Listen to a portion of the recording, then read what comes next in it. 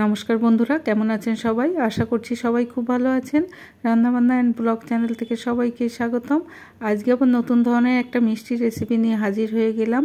ছানা ছাড়া আমি ছানা জিলাপি তৈরি করব। দেখুন আমি কিভাবে তৈরি করি। আশা করছি রেসিপিটা আপনাদের কাছে ভালো লাগবে।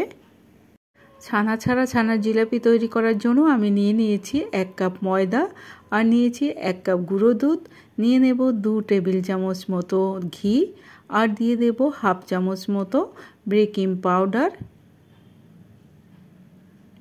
উপকরণগুলো একটু মিশিয়ে নেব।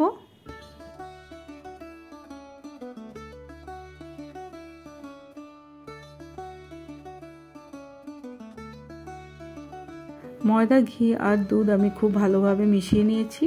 এরপরে আমি উষ্ণ দুধ নিয়েছি 1 কাপ।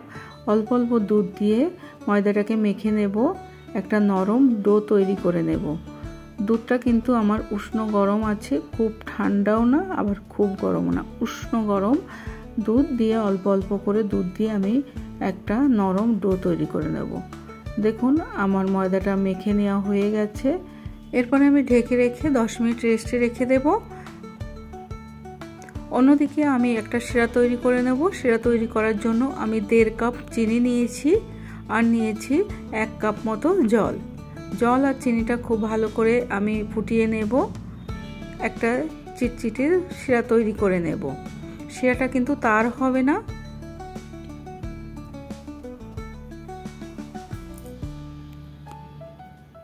দিয়ে দিচ্ছি একটু লেবুর রস। দেখুন শিরাটা আমার তৈরি হয়ে গেছে।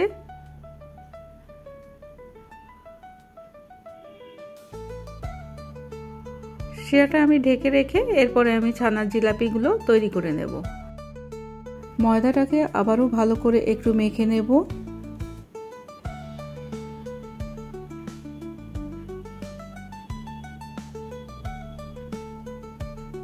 এরপরে ময়দার ডো থেকে ছোট ছোট লেচি কেটে নেব।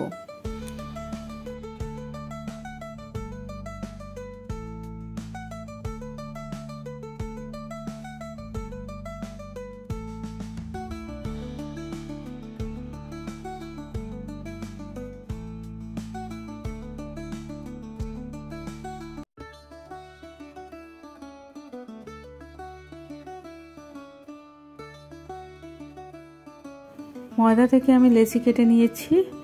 এরপরে একটা লেচি নিয়ে এইভাবে একটু লম্বা মতো করে জিলাপির শেপে আমি শেপ দিয়ে নেব। দেখুন দেখেই বুঝতে পারছেন আমি কিভাবে করছি।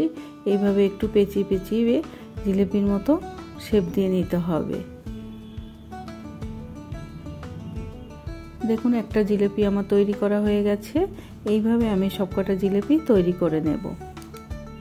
দেখুন সবকটা জিলাপি আমি তৈরি করে নিয়েছি। এরপরে ভেজে নেওয়ার পালা। আমি অন্যদিকে কড়াইতে তেল বসিয়ে দিয়েছি।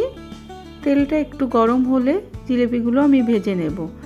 দেখুন তেলটা আমার গরম হয়ে গেছে, আমি জিলাপিগুলো ছেড়ে দিচ্ছি। আর জিলাপিগুলো কিন্তু লো ফ্লেমে ভেজে নিতে হবে। জিলাপিগুলো কিন্তু হাই ফ্লেমে ভাজলে পুড়ে যেতে পারে, তাই লো ফ্লেমে সোনালি কালার করে জিলিপিগুলো আমি ভেজে নেব। জিলিপিগুলো আমি সাদা তেলে ভেজে নিয়েছি। আপনারা চাইলে ঘি দিয়েও ভেজে নিতে পারেন। ঘি দিয়ে ভাজলে জিলিপিগুলো টেস্ট আরও বেশি ভালো হবে, আরও খেতে সুস্বাদু হবে। জিলিপির একটা পাশ আমার ভাজা হয়ে গেছে, অন্য পাশটা আমি একটু উল্টে দিচ্ছি।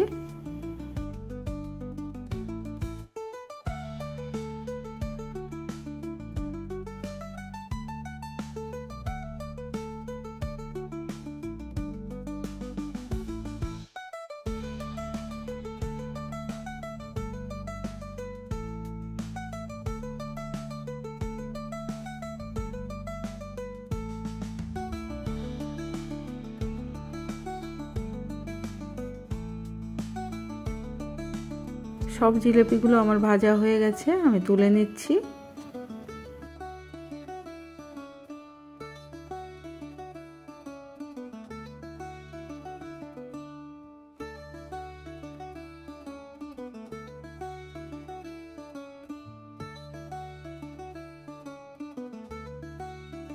জিলিপিগুলো আমার ভাজা হয়ে গেছে।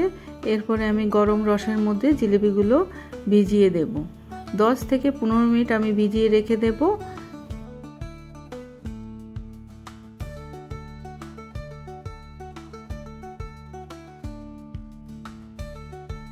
দেখুন ফিরে এলাম 10 মিনিট বাদে। এরপরে দেখুন জিলিপিগুলো কি সুন্দর ফুলে উঠেছে আর দেখতে কি সুন্দর হয়েছে। একটা জিলিপি তুলে আমি কেটে দেখাচ্ছি, কি সুন্দর নরম সফট আর তুলতুলে হয়েছে। আপনারা একবার কিন্তু বাড়িতে ট্রাই করে দেখতে পারেন এই জিলিপির রেসিপিটা। দেখুন কি সুন্দর হয়েছে। জিলিপির রেসিপিটা যদি আপনাদের কাছে ভালো লেগে থাকে তাহলে আমার সাথে থাকার অনুরোধ রইল। আর অবশ্যই কমেন্ট করে জানাবেন জিলিপির রেসিপিটা আপনাদের কাছে কেমন লাগলো। সবাই খুব ভালো থাকবেন, সুস্থ থাকবেন। ধন্যবাদ।